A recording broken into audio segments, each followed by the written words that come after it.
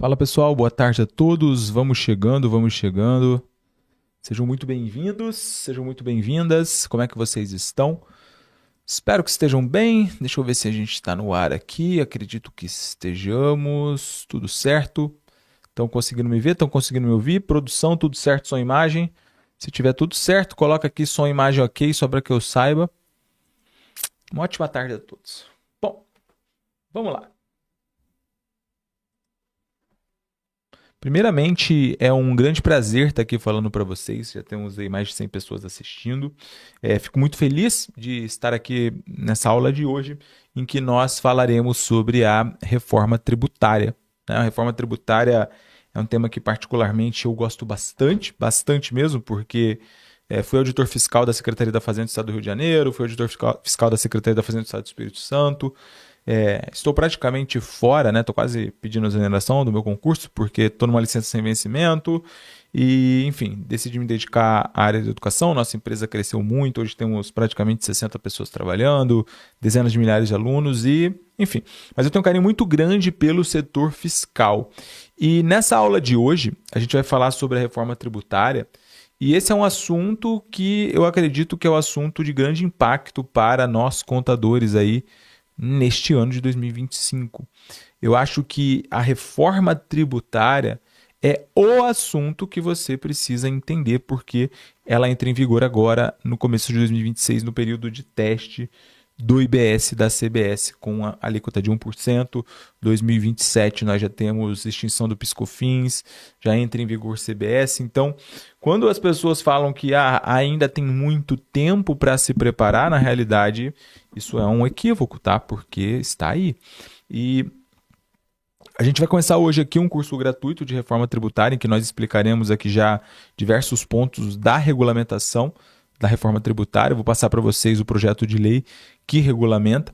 Esse projeto de lei ainda está na fase de sanção presidencial, mas eu não acredito que ele terá mudanças substanciais a partir de agora. Então a gente já pode começar a estudar com esse projeto de lei, beleza? Além disso, eu só gostaria de dizer para vocês, eu não sei se tem alguém aqui da nossa pós-graduação em Reforma Tributária e Prática Fiscal, mas o Contabilidade Facilitada lançou uma pós-graduação sobre esse tema. É uma pós-graduação em Reforma Tributária e Prática Fiscal. Além da reforma tributária, nós ensinamos para você todo o setor fiscal que existe hoje. Então você já vai se atualizar com a reforma tributária, na emenda constitucional 132, que já mudou a Constituição, com o projeto de lei, com todas as perspectivas, com um projeto de transição e tudo mais, e também vai conhecer todo o setor fiscal. É uma pós-graduação que você conclui em 10 meses, tem acesso até 2033, reconhecida pelo MEC, não tem TCC, você estuda sem sair de casa. Cara, um valor tranquilo, investimento muito tranquilo. Temos milhares de alunos já nessa pós. Se você quiser conhecer, o link está aqui na descrição. É só tocar aqui, porque a nossa turma está aberta agora, mas daqui a pouco ela já vai se encerrar. Né? Então a Kathleen falou aí, ó, eu estou na pós, a Bruna também, a Dai também falou. É muito legal a pós, né? Eu acho que, eu não sei se o pessoal aí, mas é muito bacana mesmo, beleza? Então vamos lá, vamos começar. Bom, sejam bem-vindos, então. A partir de agora, nós iremos começar um curso gratuito de reforma tributária. Para essa aula de hoje, especificamente, eu trouxe o projeto de lei que regulamenta a reforma tributária. Então, essa lei que regulamenta a reforma tributária, ela já foi aprovada no Congresso e, cara, é isso aqui que vai valer a partir de agora, tá? O que você precisa entender é que nós temos dois projetos de lei que regulamentam a reforma tributária. A emenda constitucional 132, vem aqui comigo que eu vou te explicar como é que isso vai funcionar, beleza? Deixa eu só organizar aqui o nosso slide, que ele deu um pequeno problema. Só um segundo, peraí.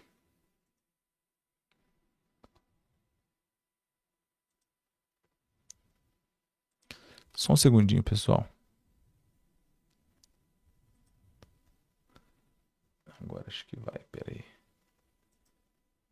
Deu problema aqui.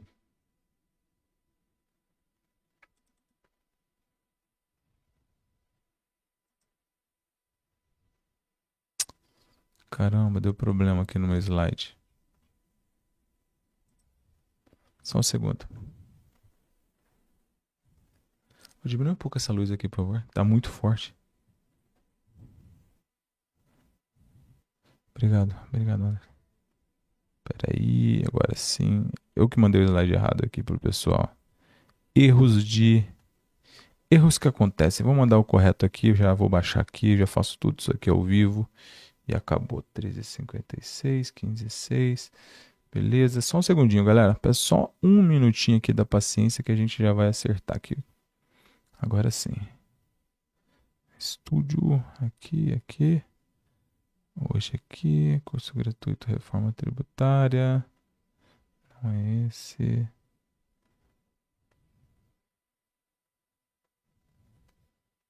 Agora sim. Deixa eu baixar aqui o correto.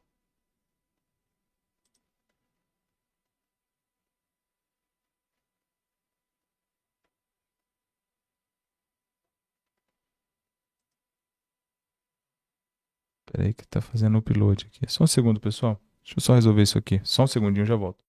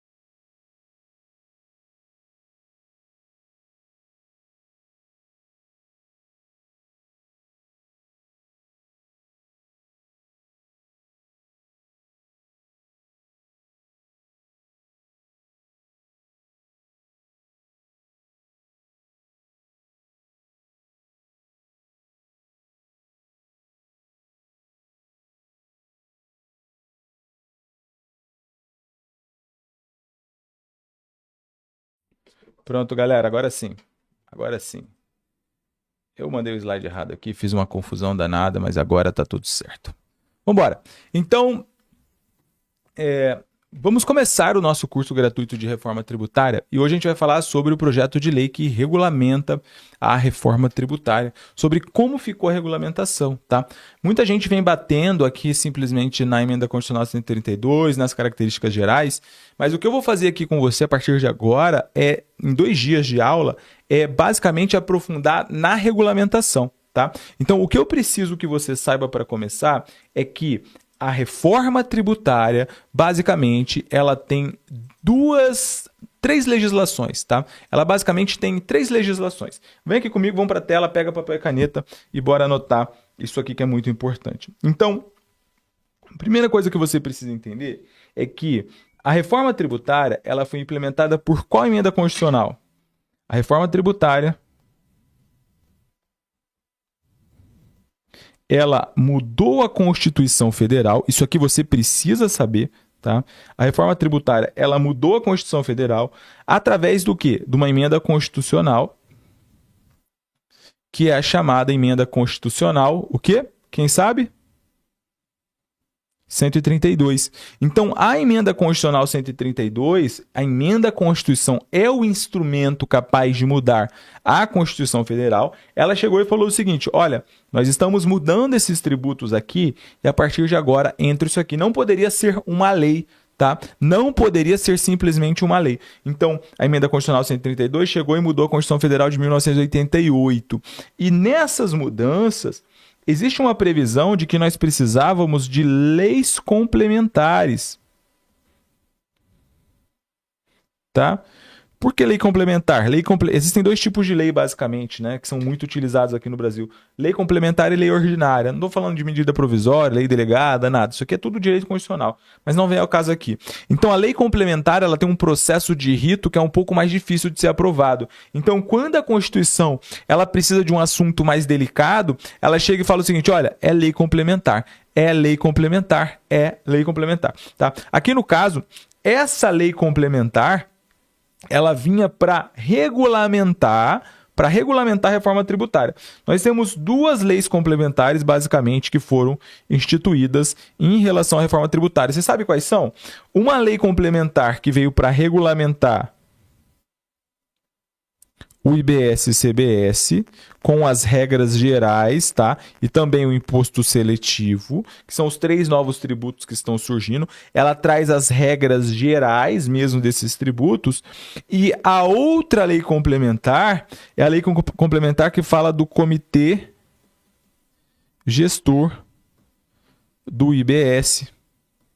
E como que vai ser a gestão também disso pelo CBS, que vai ser feito pela Receita Federal, tá? Tá claro para vocês até aqui? Sim ou não? Tá claro para vocês até aqui? Sim ou não? Isso é muito importante que vocês entendam. Então, a regulamentação da reforma tributária começou dessa forma, tá? Nós ainda vamos ter um regulamento, mas o que você precisa saber é que hoje, como é que funciona a nossa legislação fiscal no país? A nossa legislação fiscal no país hoje, ela é basicamente o seguinte: você tem aqui nos estados, cada estado tem a sua lei do ICMS,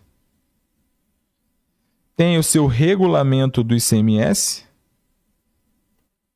tem os convênios com FAIs correspondentes, tem os seus decretos, tem não sei o que, tem não sei o que, tem as suas instruções normativas. Não é assim, quem trabalha no fiscal aí sabe que funciona dessa forma.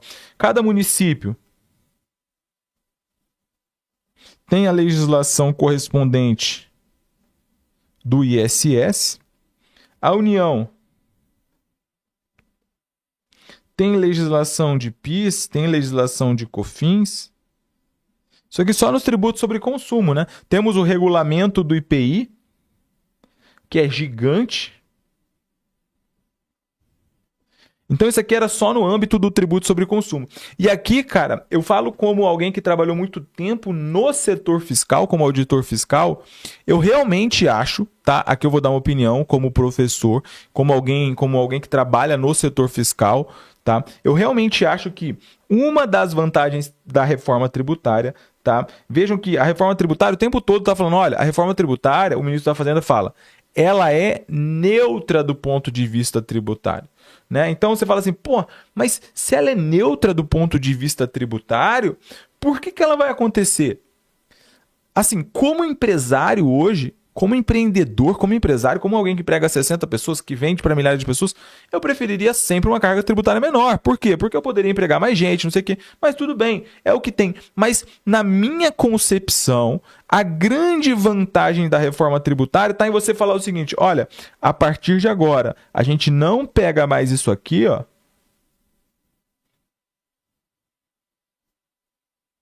E a gente vai trocar isso aqui, sabe pelo quê? Alguém sabe me dizer?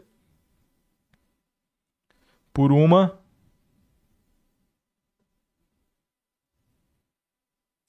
legislação única. Isso está lá na Constituição, no artigo 156A. Então, você pode ir no 156A da Constituição, eu só não lembro o inciso de cabeça, mas lá no 156A, que institui o IBS, lá fala, olha, você vai ter uma legislação única em todo o território nacional. Então, isso significa dizer o seguinte, cara, todas as legislações agora, elas serão uma legislação unificada.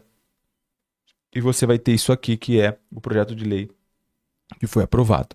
Ficou claro para vocês, sim ou não? Respondam para mim. Então, vamos lá. Agora a gente vai começar a estudar a regulamentação desse imposto. Como é que isso aconteceu? Tá? Então, quando a gente vem para a lei, né, isso aqui tramitou no PLP, que a gente chama de PLP 68, tá?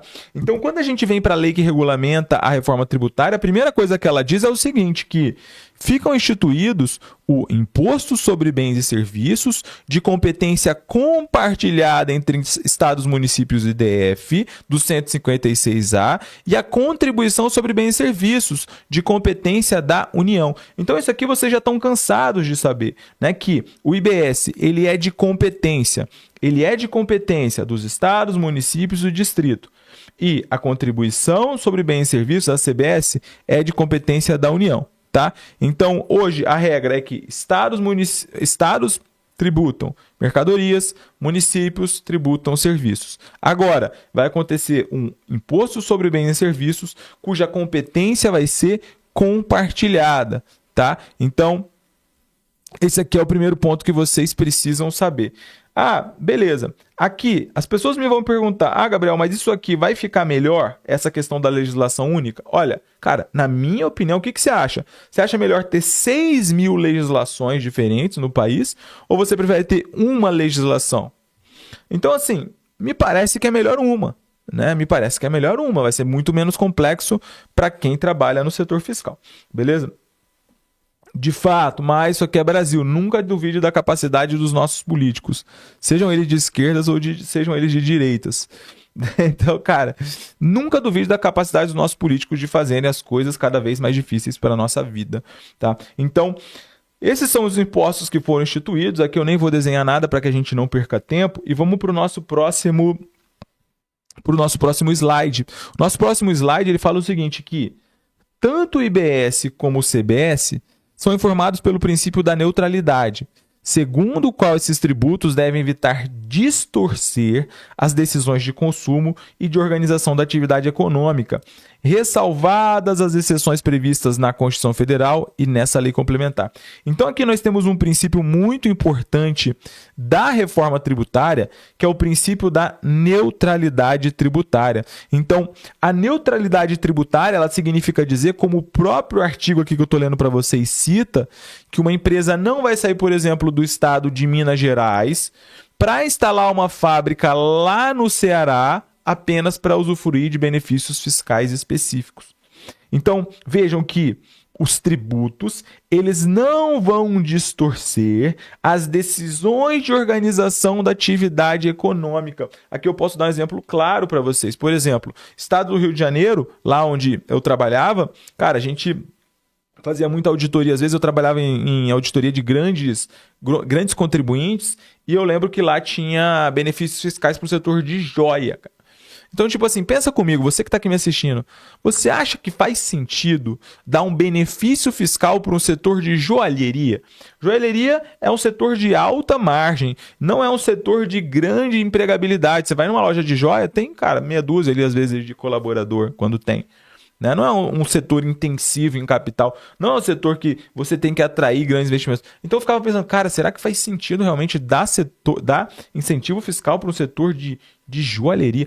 E aí você pega às vezes hoje em dia, uma série de empresas do nosso país, a nossa cadeia econômica hoje, tá? Preste atenção, a nossa cadeia econômica hoje no país, ela é organizada principalmente em indústrias e comércio, mas mais indústria, é organizada em função dos benefícios fiscais que são concedidos.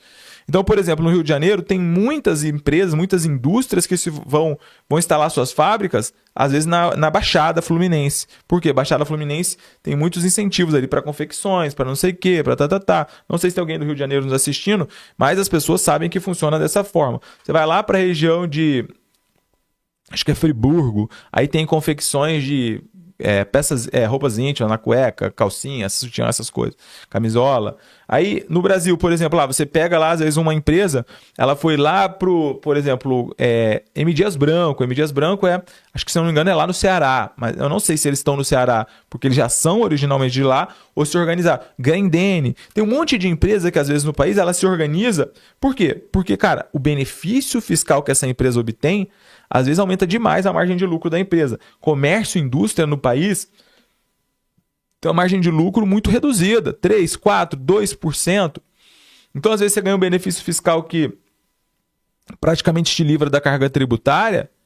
Cara, você ganha uma margem absurda, principalmente quando nós estamos falando de grandes volumes de venda. Né? Então, às vezes, percentualmente pode não ser muito, mas no volume absoluto é muita coisa.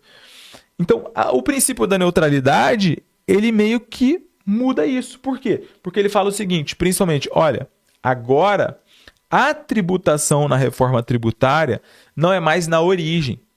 Eu vou dar um exemplo aqui para vocês. Por exemplo, contabilidade facilitada. Hoje nós temos aí quase 60 colaboradores. Somos uma empresa do lucro presumido, entre outros pontos, né? Graças a Deus, com muito trabalho, crescemos demais nesses últimos anos.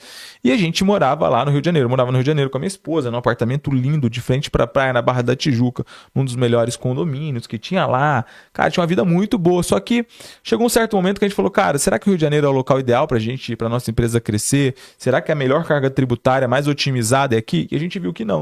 A gente viu que, por exemplo, aqui onde nós estamos hoje, aqui em Alphaville, em Barueri, aqui em São Paulo, você tinha uma alíquota de ISS que saía de 5% no Rio de Janeiro para 2% aqui em São Paulo.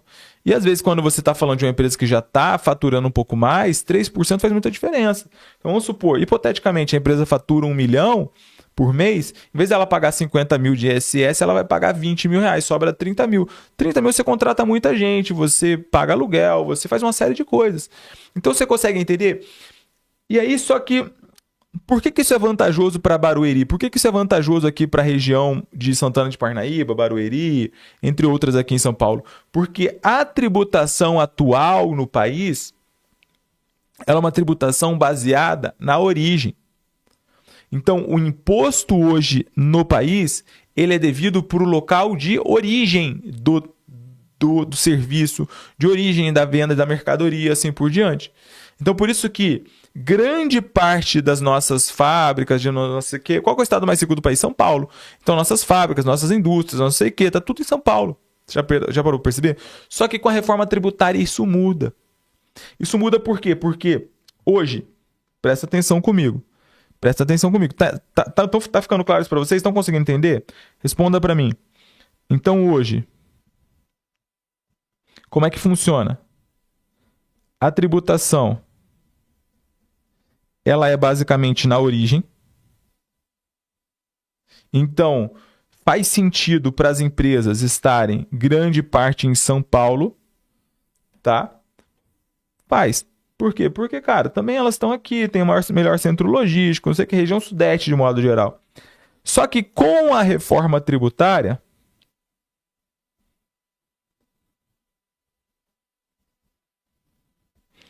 a tributação vai mudar.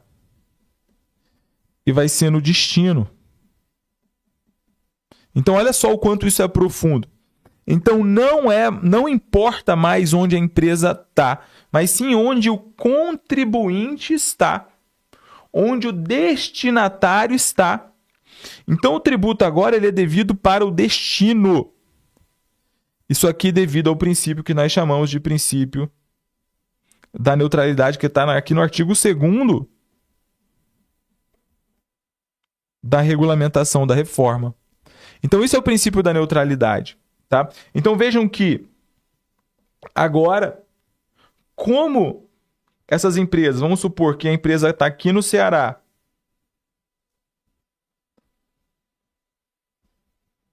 só que, novamente, nada contra o Ceará, nada contra nenhum estado de lugar nenhum.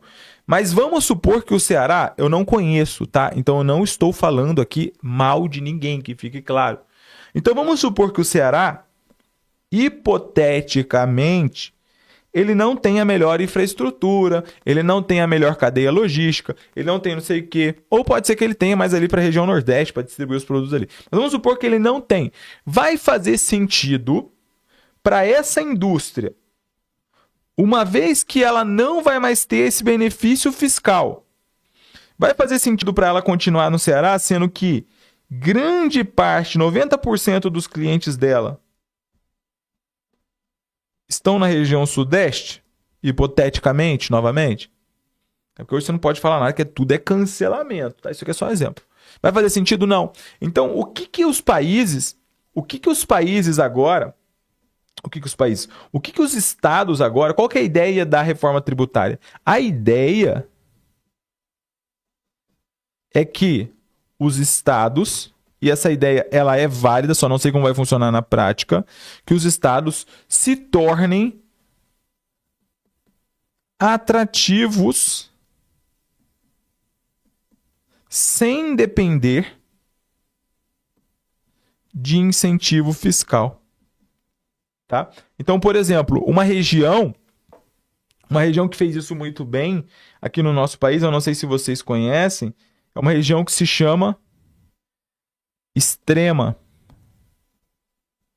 que fica onde? Em Minas Gerais. Quem investe em bolsa aí, por exemplo, etc., vê muitos fundos imobiliários, ele tem uma área bem desenvolvida ali em relação econômica. Então, essa região de Extrema, ela é uma região que está se desenvolvendo economicamente. Então, ela procura, às vezes, muitos centros de distribuição, parte industrial, etc., para chamar esse desenvolvimento. Então, de certa forma, os estados que, cara, Muitas vezes os estados mais pobres eles tendem a perder com isso. Porque eles vão perder muitas indústrias que hoje estão lotadas ali e que, cara, que tem benefícios fiscais, mas que empregam muita gente, porque talvez para essas indústrias não faça mais sentido. Contudo, tá? Contudo, vai ter um fundo de compensação que está previsto na emenda constitucional para que isso fique meio que equilibrado e não tenha tanta perda assim no médio prazo, no longo prazo, tá? Então alguém me pergunta, Gabriel, mas não vai mais existir benefício fiscal? Eu vou explicar isso para vocês daqui a pouco, tá? Isso também, na minha concepção, é uma das vantagens dessa reforma tributária, é que não teremos mais benefícios fiscais, fora os que estão na Constituição Federal, fora os que estão na lei complementar. A Constituição, ela falou, olha, os benefícios serão, as alíquotas serão reduzidas assim, assado, assim, assado, assim, assado. A lei complementar vem e esclarece isso, mas esse negócio de CONFAS, porque agora, segundo o CONFAS, o benefício A, o produto A vai ter o benefício A no estado tal, na operação interestadual, desde que você importe e depois disso você mande para um armazém. Cara, não, isso não vai mais acontecer. O que vai ter agora de benefício fiscal é o que está na própria lei complementar com previsão na Constituição. Só para que vocês entendam, a gente vai explicar tudo isso aqui para vocês, mas basicamente, tá? Basicamente para que você possa entender, na reforma tributária, tá? Na reforma tributária, nós temos aqui um imposto sobre bens e serviços. Então, bens e serviços. Hoje, como é que funciona? Quem trabalha com ICMS, quem trabalha com ISS, entre outros. Então, hoje você tem o seguinte, só para que você possa entender. Hoje, você vai lá no regulamento do ICMS do Estado do Rio de Janeiro. Aí fala assim, exemplo, tá? Água gaseificada. Alíquota é X. Cerveja.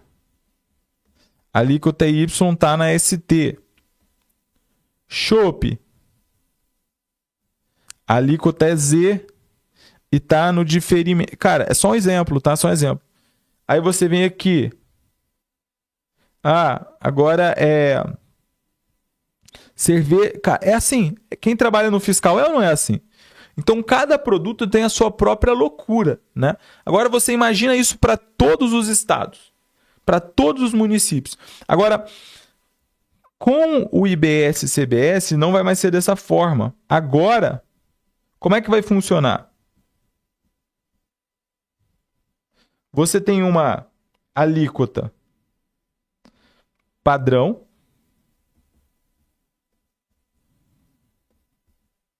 Você tem uma alíquota padrão, tá? E essa alíquota padrão, ela sofre variações, tá? Então, por exemplo, você tem redução em 30%.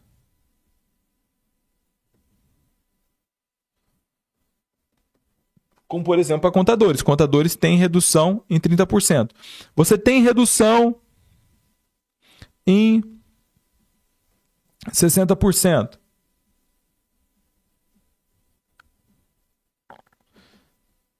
Explica tudo isso na nossa pós em Reforma Tributária e Prática Fiscal, tá? Então, por exemplo, o que tem redução em 30%? Vamos colocar aqui profissionais liberais, vamos colocar aqui contadores como exemplo. O que tem redução de 60%? Serviço de educação, saúde, dispositivos médicos, alimentos, entre outros, tá? Insumos agrícolas. Você tem redução de 60%. Você tem também redução a zero.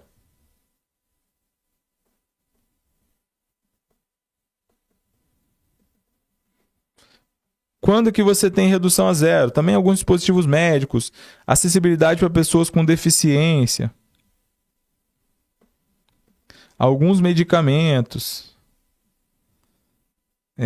saúde menstrual. Cara, tem uma série de casos aqui com redução a zero. Então, só que qual que é o ponto aqui da reforma tributária? Que esses benefícios fiscais, eles são em cima, só para que você possa entender, eles são concedidos em cima da alíquota padrão. Então, a alíquota na reforma tributária, ela é a mesma, em regra,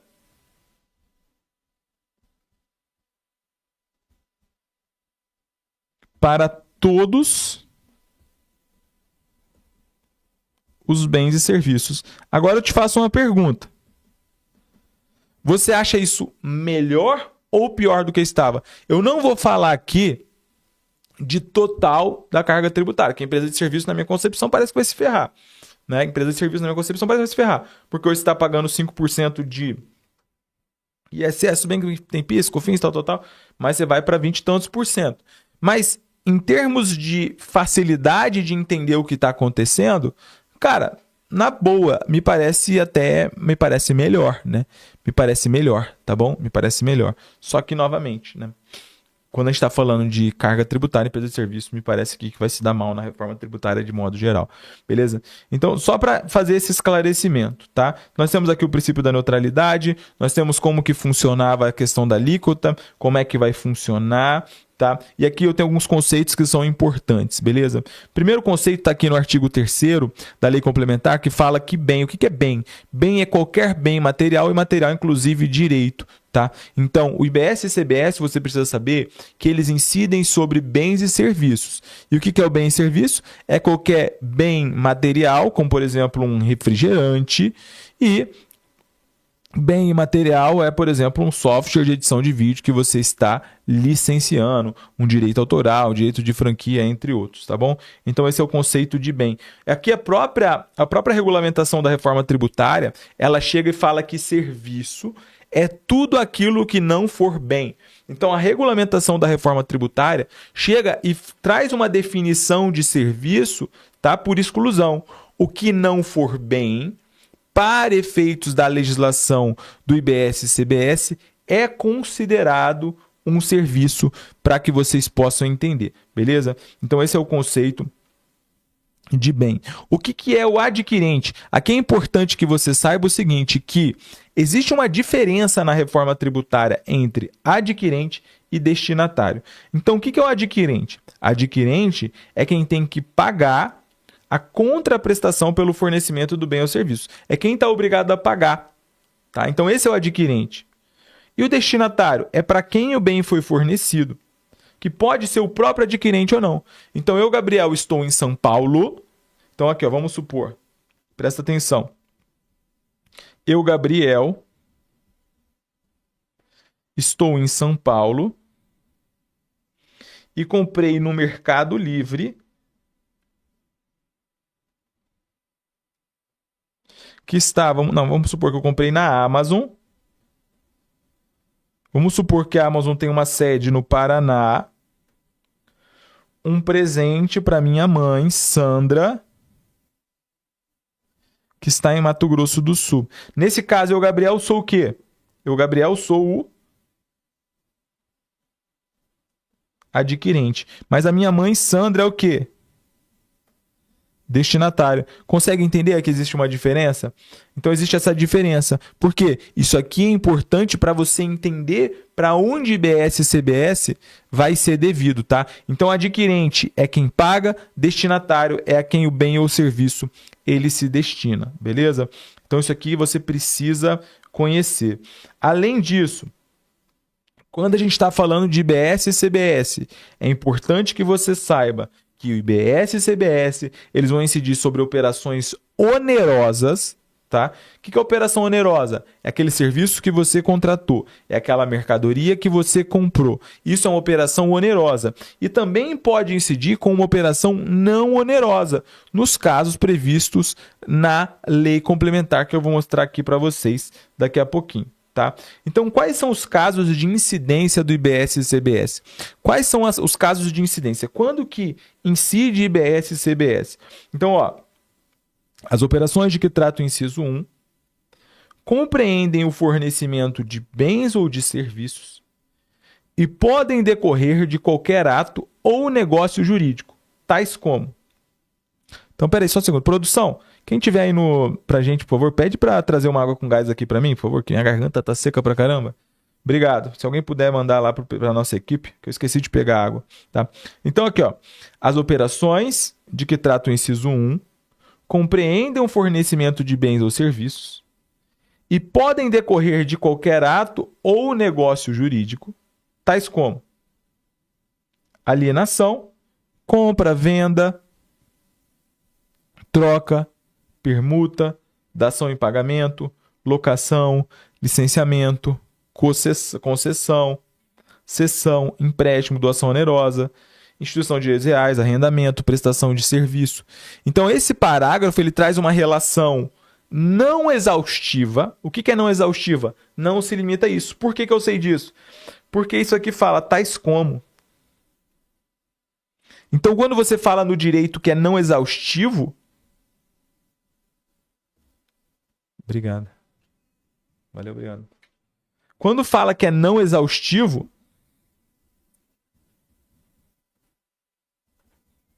ou seja, pode existir outros, tá? Então, esses aqui são alguns casos que eu vou listar aqui para vocês, tá? Então, além disso, o próprio artigo 4º da regulamentação fala que, para fins de incidência do IBS-CBS, uma operação com serviço é qualquer operação que não seja classificado como uma operação com bem.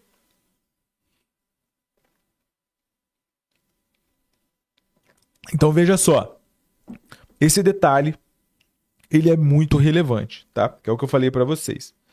Além disso, quando a gente vem aqui para a parte de incidência, fala que o IBS-CBS incide sobre as seguintes operações, ainda que não onerosas. Fornecimento não oneroso ou a valor inferior ao de mercado de bens e serviços para uso e consumo pessoal do próprio contribuinte quando este for pessoa física. Então, vamos exemplificar. Então, imagina que eu sou Gabriel, tá?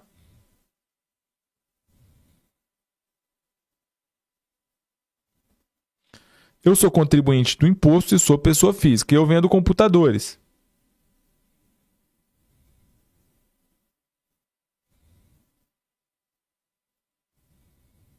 E eu decidi pegar um desses computadores para usar para mim.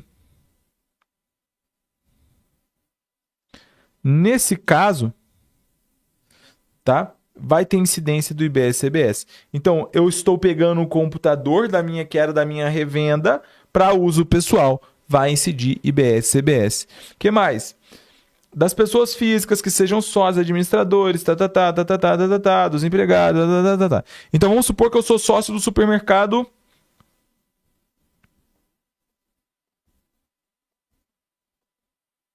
Alfa. Tá? Então, eu sou sócio desse supermercado. Se todos os meses eu vou lá e retiro produtos, cesta básica, para sustentar minha família, vai ter incidência do IBS-CBS. Essa regra também vale para os colaboradores, tá? Doações do contribuinte para sócios também vai ser tributada por IBS-CBS. Beleza? Isso aqui você precisa entender, portanto. Além disso,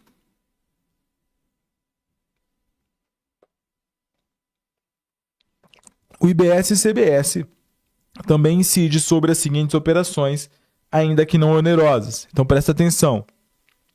Brindes e bonificações. Então, brindes e bonificações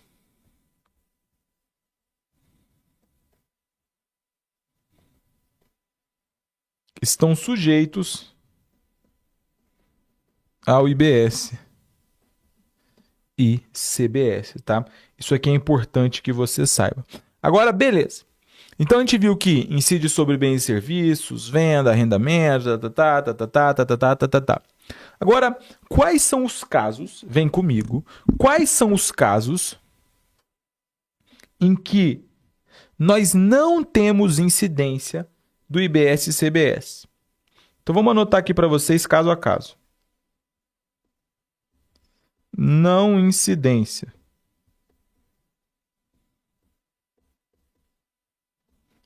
Então, IBS e CBS, aqui já vem o primeiro ponto, que é muito importante na reforma tributária. O IBS e CBS, isso aqui está lá no artigo 7º da regulamentação da reforma tributária, ele não incide na transferência de bens entre estabelecimentos do mesmo contribuinte.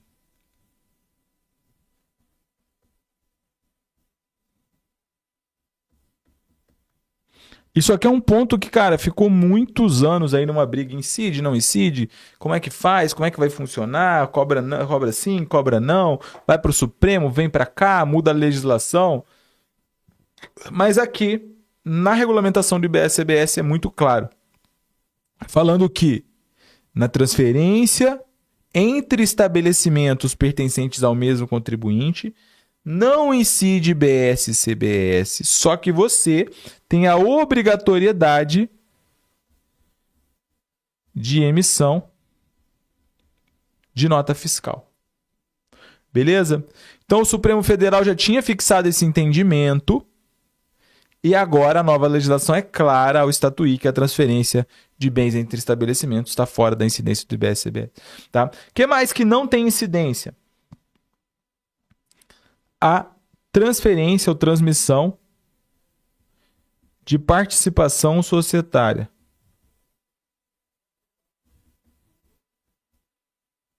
Ou seja, ações. Uma companhia vendeu ações para outra, uma pessoa, um acionista vendeu ações da empresa para outro investidor. Não tem incidência do IBS-CBS. O que mais? Exemplos. Rendimentos financeiros também não estão sob a incidência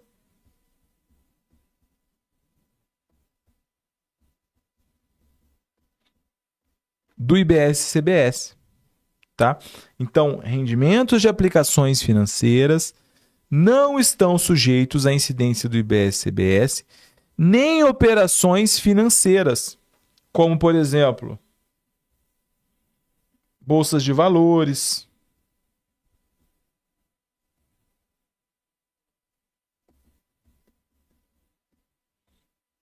compra de ações, FIIs e assim por diante. Tá? O que mais que não está sujeito à incidência do IBS-CBS segundo o artigo 7º? Recebimento de dividendos.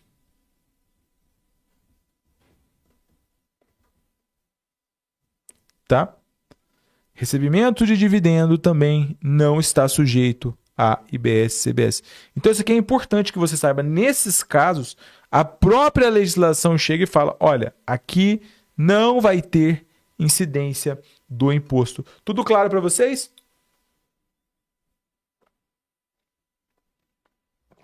Beleza. E por fim, ainda nessa questão da incidência e da não incidência, existe um ponto muito importante que são as chamadas imunidades. Você sabe a diferença de não incidência para imunidade? Então, a não incidência é quando a lei chega e fala, olha, beleza, eu poderia até às vezes tributar isso aqui de alguma forma, mas eu não vou tributar. Agora, a imunidade é uma vedação que está proibida na própria Constituição Federal. A própria Constituição Federal chega e fala, olha só, nessa situação aqui, você não pode tributar. Então, quais são os casos de imunidades do IBS-CBS que estão previstos? Isso está previsto na Constituição. No entanto, a própria lei complementar, ela chega e traz aqui alguns casos de imunidade, mas é assim, esses casos de imunidade não poderiam ir contra a Constituição, consegue entender? Porque o que é maior, a Constituição Federal ou a lei? A Constituição Federal. Então, as imunidades previstas são as seguintes, tá? Primeiro, exportação.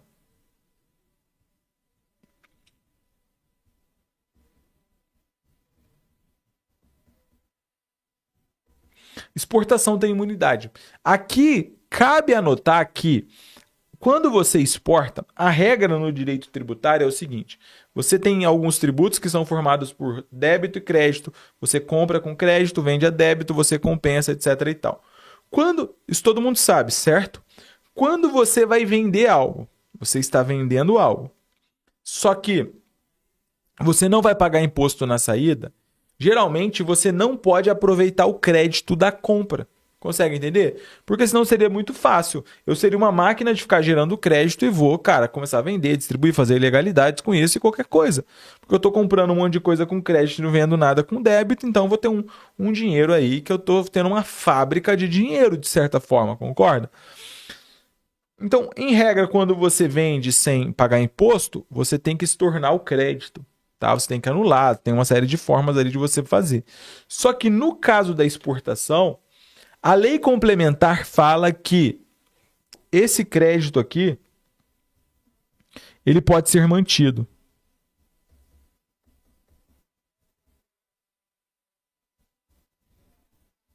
Esse crédito, ele pode ser mantido. Beleza? Esse crédito, ele pode ser mantido. Isso aqui é importante que vocês entendam. Mas acabou? Tem mais imunidade? Tem. Então, além disso, as operações que são realizadas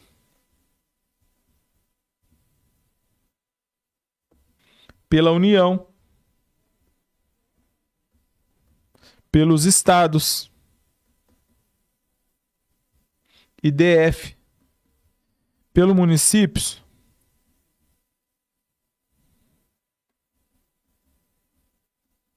elas também são isentas, tá? Então isso aqui parece meio que a imunidade, não sei se parece a imunidade tributária recíproca. Enfim, ficou um pouco diferente aqui da Constituição, né? Mas as operações realizadas pela União, pelo Estado, pelo Distrito Federal e pelos municípios, as operações de venda ali, de bens e serviços, elas não são tributadas, beleza? O que mais que nós temos? Entidades religiosas. Então, as operações realizadas por entidades religiosas também gozam de imunidade, tá? Templos de qualquer culto também, beleza? Que mais? Imunidade. Partidos políticos. Operações realizadas por partidos políticos. Tem mais detalhes, tá? Partidos políticos, inclusive suas fundações.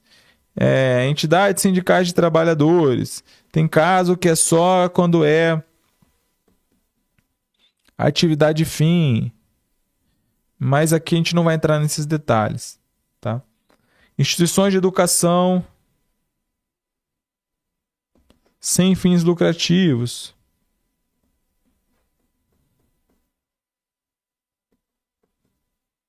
E assim por diante, tá? Que mais? Aqui importante.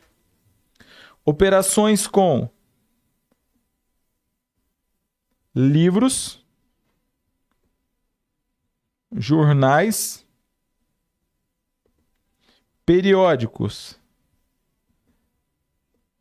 tá? Então aqui uma imunidade voltada para livros, jornais, periódicos e o papel destinado para impressão. Cabe lembrar que o STF já tem um entendimento de que isso aqui se aplica também na modalidade online, tá? Na modalidade online. Livro, jornal, periódico na modalidade online. Então, sobre isso aqui também não vai incidir IBS e CBS. Beleza? Rádio, televisão também não paga, também tem imunidade.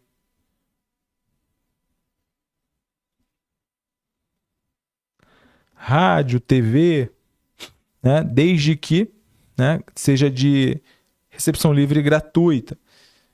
Basicamente isso. E ouro também, quando definido em lei como instrumento cambial. Então, esses são os casos aqui de imunidade, beleza? Só para fechar aqui a nossa aula de hoje, tem um ponto que é muito importante que você precisa saber.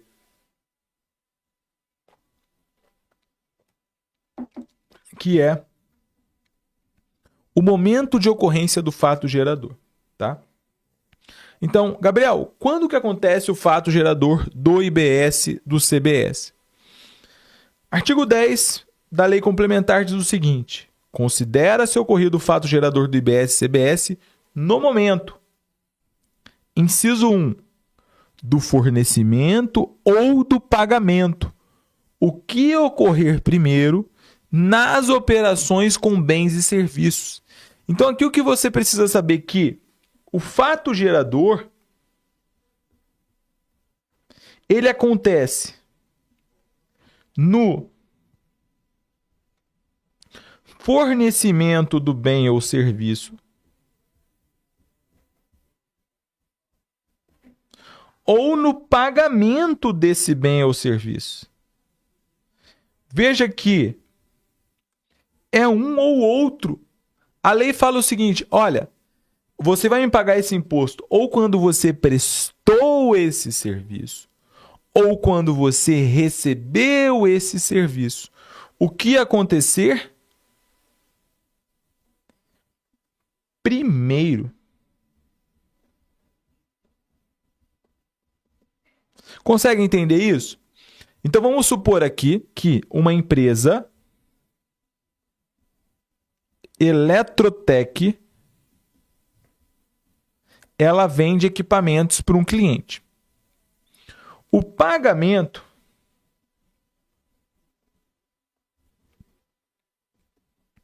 é realizado no dia 20/3. Mas a entrega só vai acontecer no dia 15/4. Então, quando que vai acontecer o fato gerador e quando que vai ser devido esse imposto? Esse imposto, para todos os fins, o imposto IBS aqui, o CBS, vai ser devido em março. Ficou claro para vocês? Ficou claro para vocês? Agora você imagina que tem uma construtora chamada Sigma e essa construtora, tá? Essa construtora, ela concluiu um projeto, entregou um projeto no dia 10 de abril.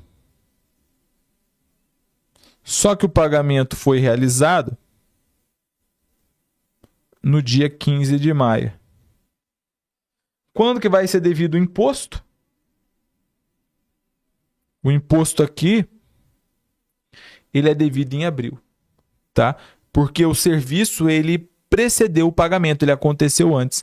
Então, o IBS e CBS vão ser recolhidos na competência de abril, tá?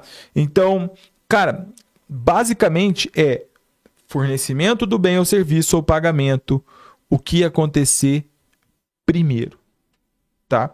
Isso aqui é muito importante que você entenda. Isso aqui é muito importante que você entenda. Aqui tem um negócio que é o seguinte, ó, de cada fornecimento de bem ou serviço, o que ocorrer primeiro nas operações de execução continuada. Então, o que é a operação de execução continuada? Execução continuada acontece no fornecimento parcial de bens ou serviços, tá? Então, você, por exemplo, tem um serviço de manutenção mensal. A manutenção, então, vai ser em 25. Deixa eu só mostrar aqui para vocês. Espera aí. Execução continuada. A execução continuada vai funcionar da seguinte forma. Então, você tem um contrato de limpeza.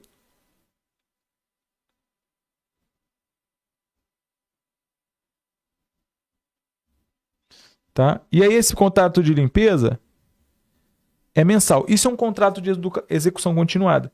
Então, todo mês você está ali executando um processo de limpeza.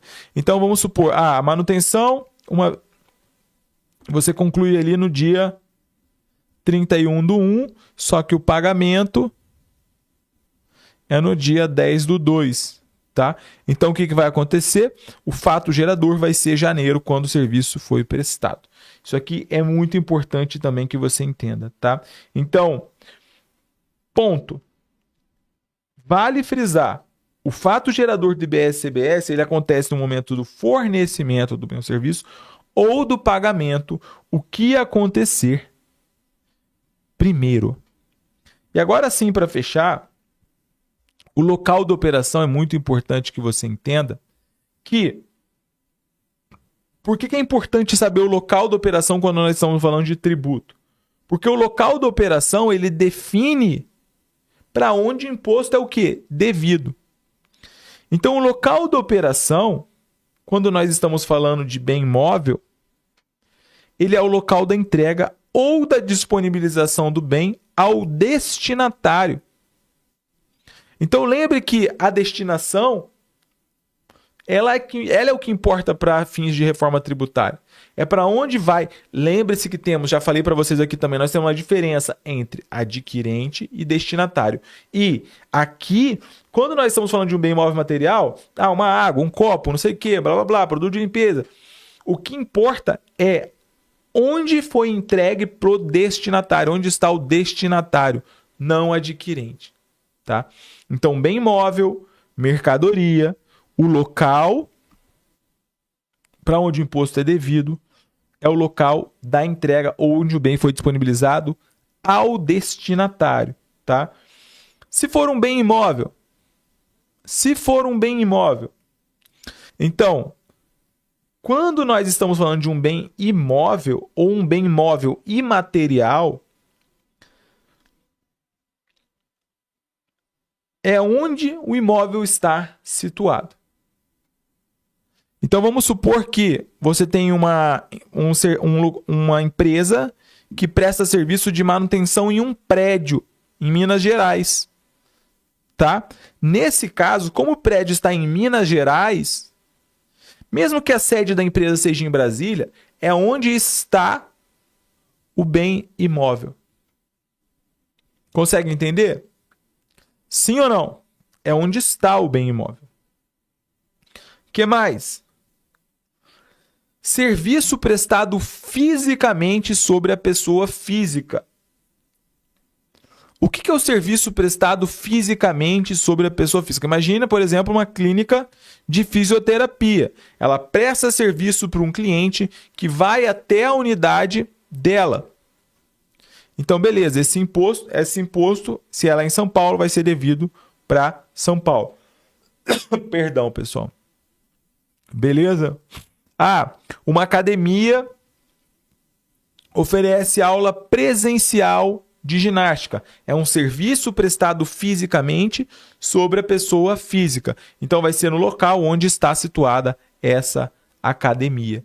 Tá? Então, o serviço físico, o imposto é devido para o local onde o serviço ele é prestado. Tá? O que mais? Serviço de planejamento, organização, administração de feiras, exposições, congressos, espetáculos, o local do evento. Tá, estou fazendo contabilidade facilitada ao vivo, um evento para 1.500 pessoas em São Paulo. Capital, o imposto devido para São Paulo, capital. Beleza? Isso aqui, portanto, é muito importante que você entenda. Então, a regra geral é que o que mais vai aparecer aqui é o bem, né? O bem imóvel. Então, quando você entregou, é o local do destinatário. Beleza? Serviço físico é onde foi prestado o serviço. Beleza? Bem imóvel e material. Bem imóvel e material. E bem imóvel é o local onde o imóvel está situado. Beleza? O que mais? Serviço prestado fisicamente sobre a pessoa. Aula de ginástica, clínica de fisioterapia, entre outros. É o local de prestação de serviço. Temos outras situações, tá? Mas eu trouxe aqui as mais importantes para que vocês possam entender. Beleza, galera? Beleza? Muito bom estar aqui falando para vocês nesse primeiro dia aqui do nosso curso gratuito de reforma tributária. Foi um prazer estar aqui falando para vocês. Só lembrando, tá? Só lembrando que nós temos uma pós-graduação em reforma tributária e prática fiscal que é muito, muito, muito, muito boa. Nós temos milhares de alunos nessa turma de pós-graduação. É uma pós-graduação reconhecida pelo MEC, com os melhores professores do país, por um preço que cabe no seu bolso. Conclusão em 10 meses, tá? Só para você ter uma noção. É tudo online, essa aqui é a nossa área do aluno, super bonita. Você se matricula, você entra aqui na secretaria, os seus dados já vêm, você envia os documentos tudo por aqui, você seleciona tudo por aqui, você precisa assinar seu contrato, é tudo online, tá? Uma vez que você entrou aqui, você tem a área das suas provas, tem a calculadora da reforma tributária, tem a comunidade de alunos. Aqui, quando a gente entra na pós propriamente dita, cara, a pós-graduação é isso aqui, tem grupo de aluno no WhatsApp, aulas ao vivo, você entende toda a reforma tributária, são aulas dinâmicas, aulas rápidas, objetivas, que vão te ensinar o que importa para a reforma tributária. Então, esse primeiro módulo aqui, por exemplo, é um módulo comigo, tá? Ele tem aqui várias aulas que vão explicar todo o conceito da reforma tributária. Você não precisa fazer TCC. Então você vem aqui, concluiu as aulas, vai concluindo cada uma, aí você vai ter uma avaliação aqui para fazer, você tem que tirar nota 6, tem 5 tentativas para passar, mas se você assistir as aulas, cara, você vai passar tranquilamente. Tem podcasts, as nossas aulas elas já têm inteligência artificial, você consegue pesquisar termos dentro do próprio vídeo. Então eu quero saber aqui onde foi falado sobre IBS. Olha, ele já mostra aqui onde eu falei sobre IBS.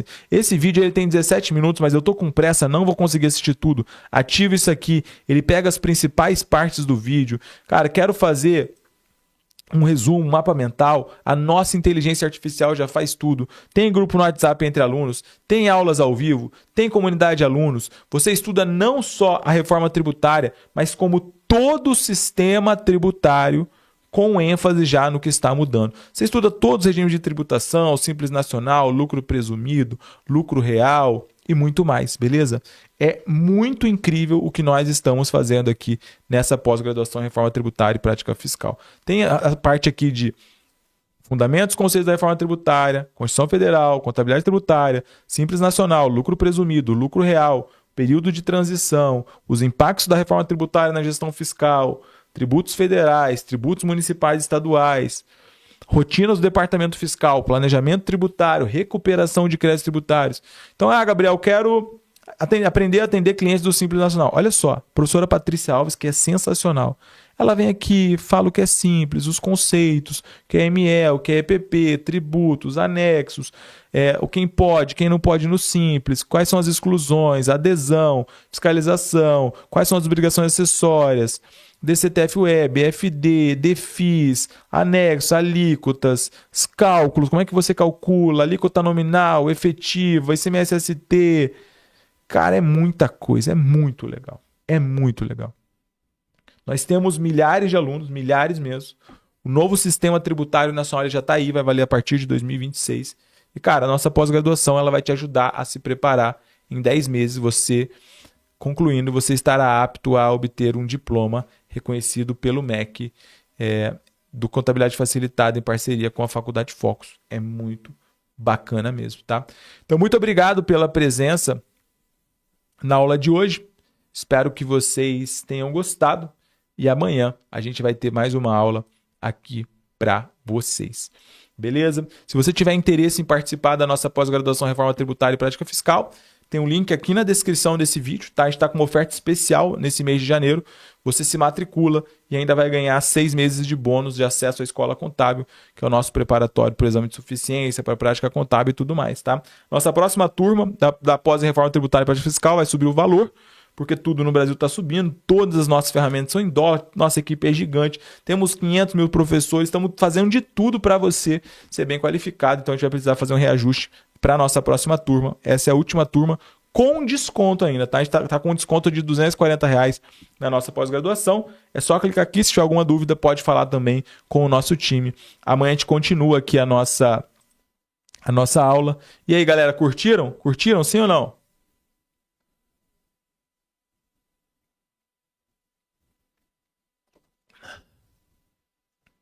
Curtiram? Que bom que gostaram.